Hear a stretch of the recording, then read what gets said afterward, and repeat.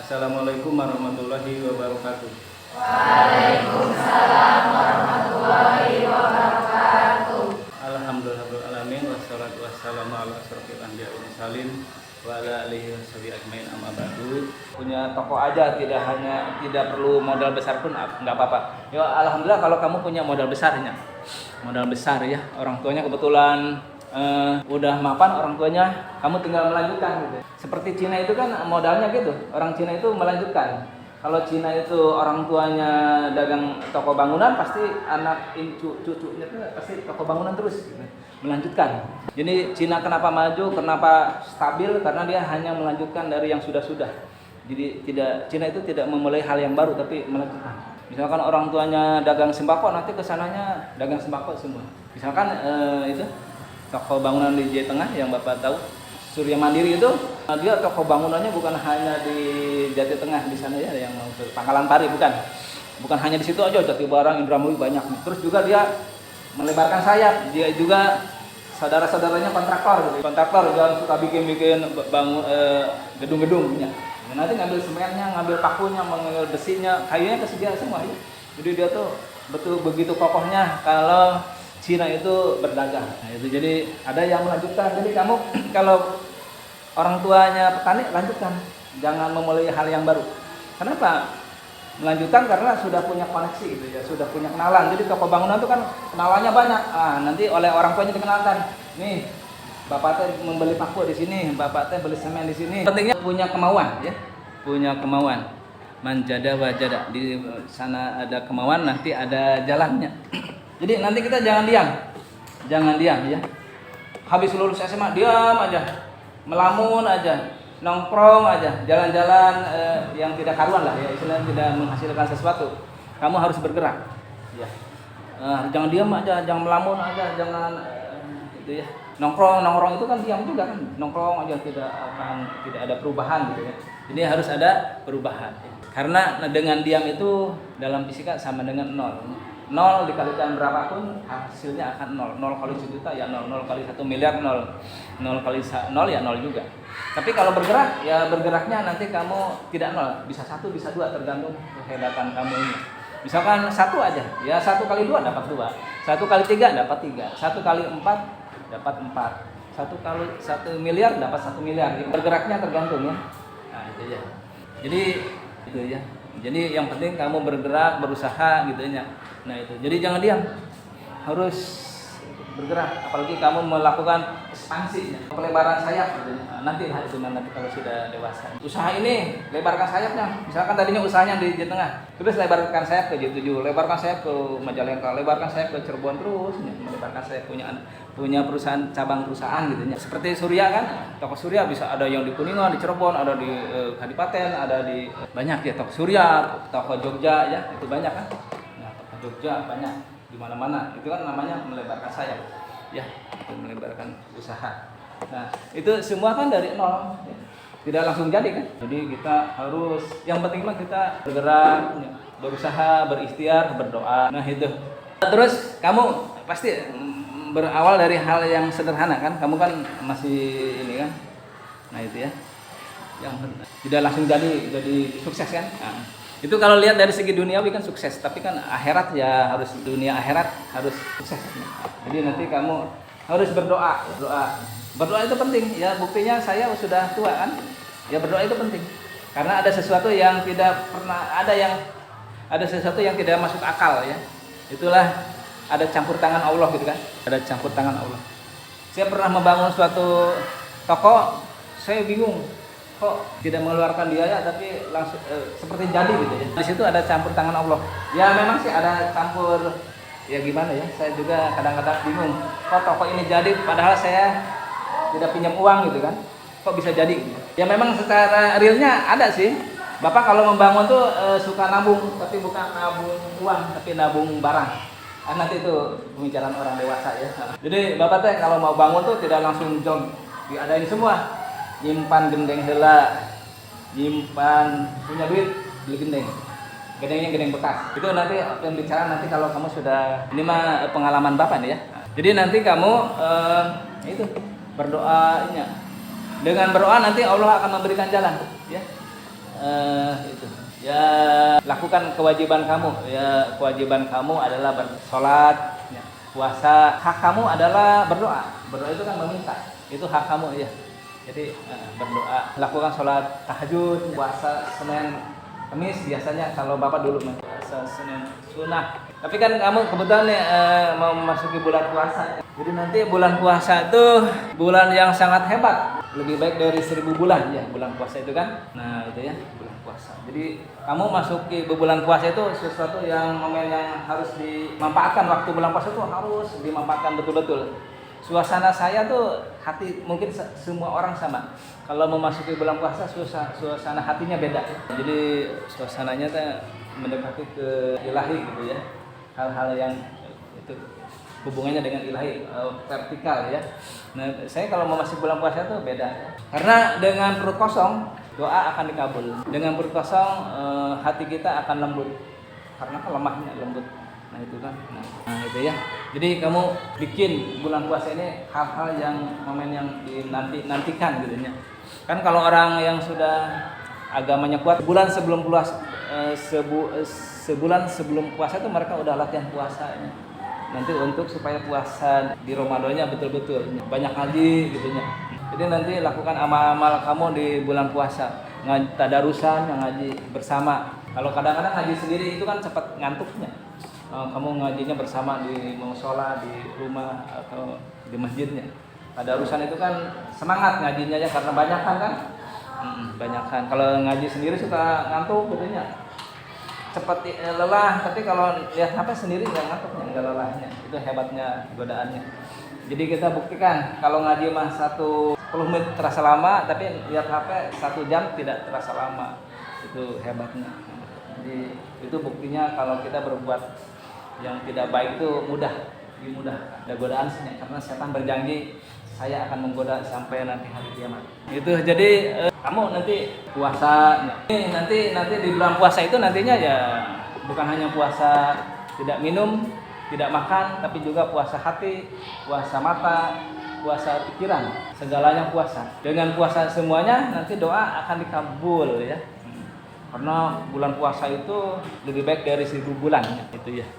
Sesungguhnya bulan puasa lebih baik daripada 1000 bulan, itu ada di Quran Al-Qadarnya. Nah itu ya.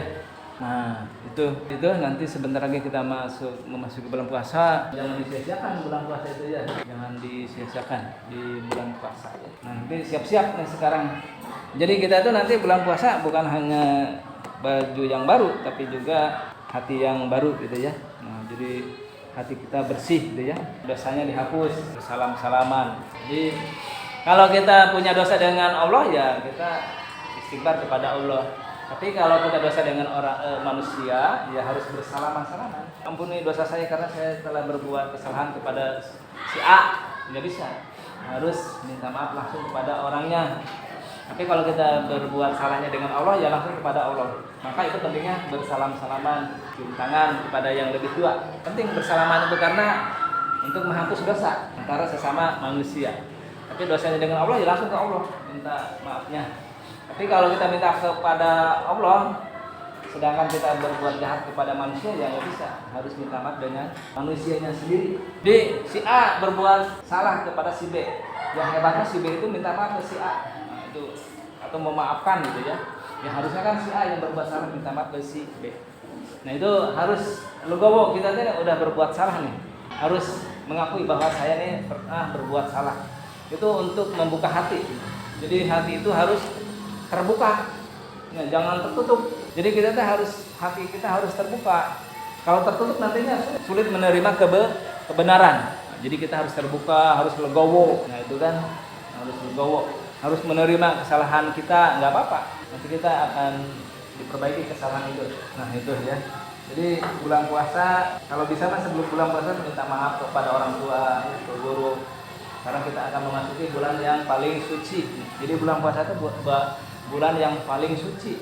Karena di bulan Ramadan itu disebut bulan suci itu ya karena di bulan Ramadan turunnya Al-Quran. Di bulan Ramadan. Turunnya Al-Quran di bulan Ramadan. Pokoknya yang ada hubungannya dengan Al-Quran pasti suci. Ramadan disebut dengan bulan suci karena turunnya Al-Quran. Maka disebut dengan kota suci karena tempatnya di sana. Madinah kota suci karena Madinah juga turunnya Quran. Nah, jadi Al-Quran itu turun di 2 kota, yaitu kota Mekah dan kota Madinah. Di kota Mekah itu turun surat-surat yang hubungannya dengan surga, neraka, akidah. Tapi kalau Quran yang turunnya di Madinah itu surat-suratnya yang hubungannya dengan hubungan manusia dengan manusia. Kalau di Quran yang turun di Mekah itu antara manusia dengan Allah. Jadi Islam itu sudah diaturnya oleh Yang Maha Pencipta. Jadi Quran yang turun di Quran yang ayat-ayat Al-Quran yang turun di Mekah hubungan manusia dengan Allah. Ketika ayat-ayat yang turun di Madinah hubungan manusia dengan manusia. Misalkan hukum waris, hukum perang, hukum macam-macam, hukum nikah, hukum dagang, hukum macam-macam. Nanti itu ada suratnya di Quran yang ada turunnya di Madinah. Siksa kubur atau surga itu ada di Quran yang ada turunnya di Mekah. Itu ya. Ada surat-surat Makkiyah kan, ada surat-surat Madaniyah. Itu surat-surat Juz Amma itu kan di Mekah, turunnya di Mekah. Nah, jadi Islam itu mengurus dunia juga mengurus akhirat. Jadi kan gitu, dalam hadis nabinya kan ada ya. Bekerjalah untuk duniamu, tapi beribadahlah untuk akhiratmu seolah-olah kamu akan mati besok. Jadi hadis Nabi itu mengisyaratkan bahwa kita tuh dunia juga harus dilakukan, akhirat juga harus dilakukan. Jadi gitu.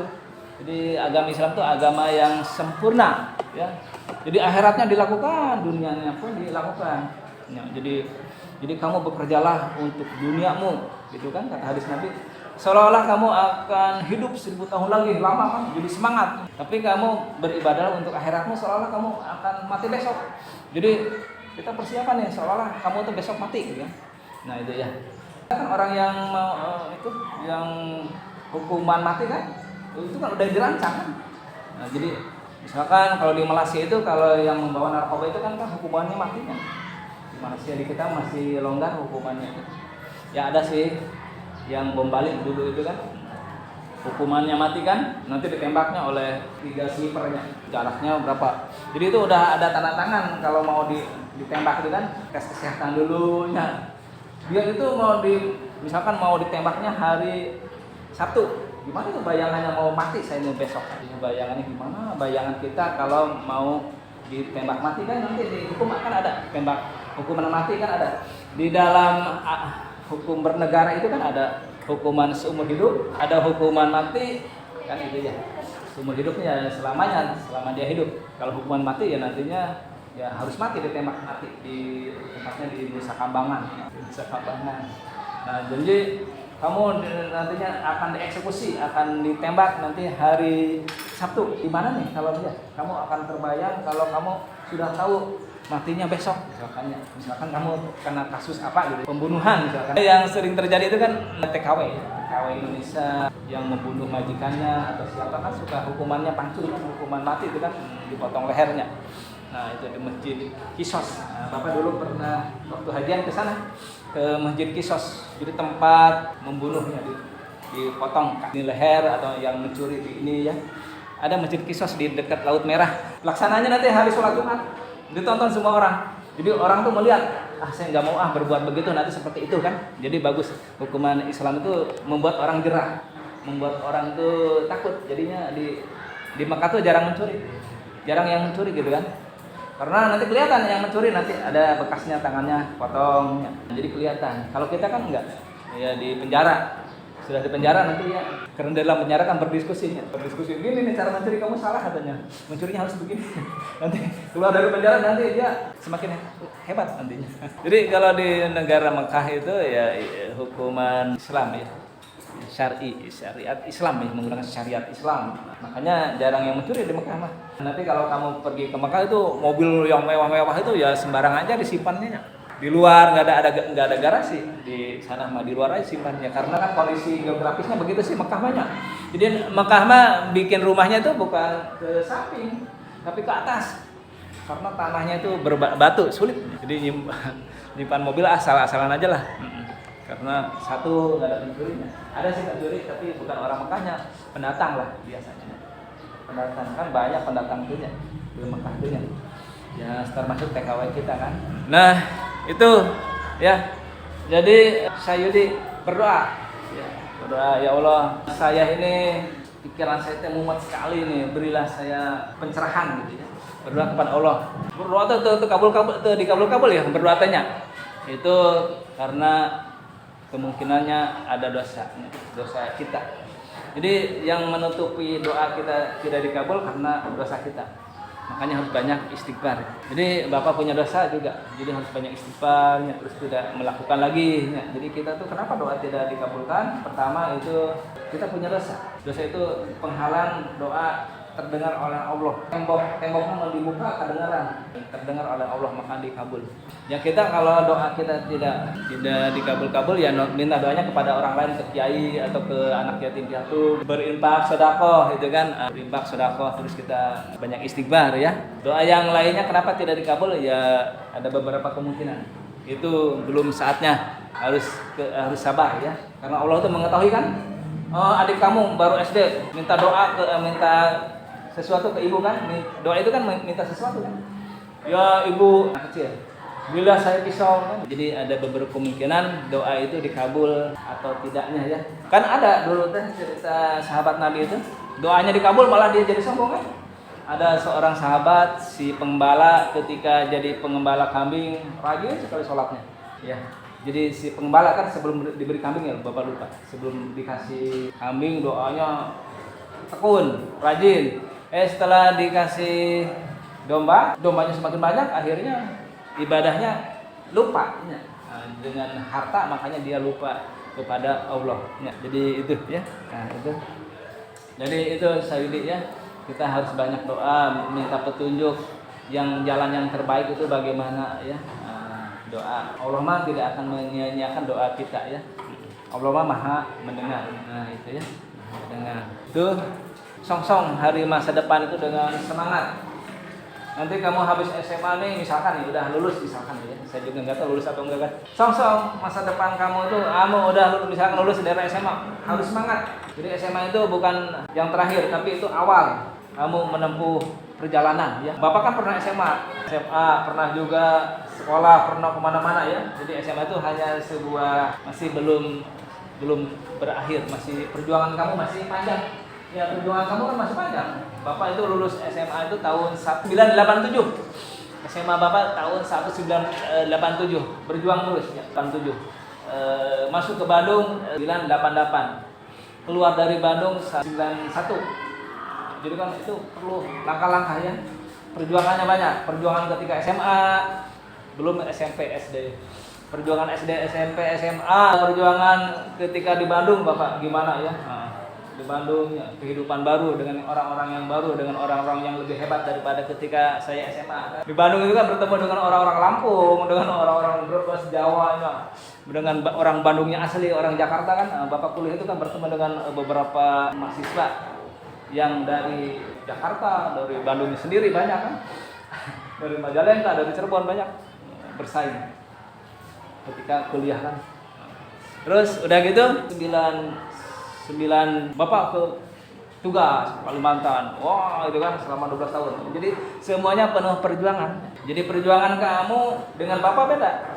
Perjuangan kamu akan lebih sulit daripada Bapak karena kan penduduknya beda. Bapak penduduknya masih jarang, sekarang penduduknya makin banyak.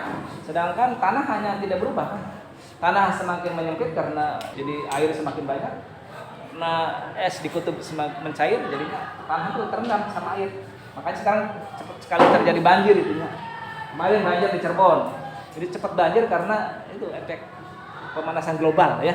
Pemanasan global. Tanah itu semakin kecil tapi jumlah penduduk semakin banyak. Jadi cepat banjir karena sekarang mah tanah itu udah banyak di semennya. Yang menyerap ke tanah tapi banyak apalagi bandara, tol, rumah-rumah air mah yang di paving blocknya, pekarangan rumah teh. Ya akhirnya air itu tidak nyerap. Banyak pabrik dicampur dengan es di kutub mencair. Kalau sudah mencair tidak akan jadi es lagi. Jadi tanah itu semakin sempit, sawah semakin tidak ada, penduduk semakin banyak. Ya, kamu kan nanti mau nikah kan, punya anak. Tadinya 1 jadi berdua jadi berenam kan. Oh, ini ayat 30. Misalkan ayat 30 misalkan. Kayak boga anak, boga suami. atau istri. Jadi 6 misalkan. 30 kali 6. Makin banyak kan penduduk. Jadi penduduk itu semakin banyak, itu menunjukkan persaingan hidup semakin ketat. Jadi kamu harus prihatin, harus bersemangat.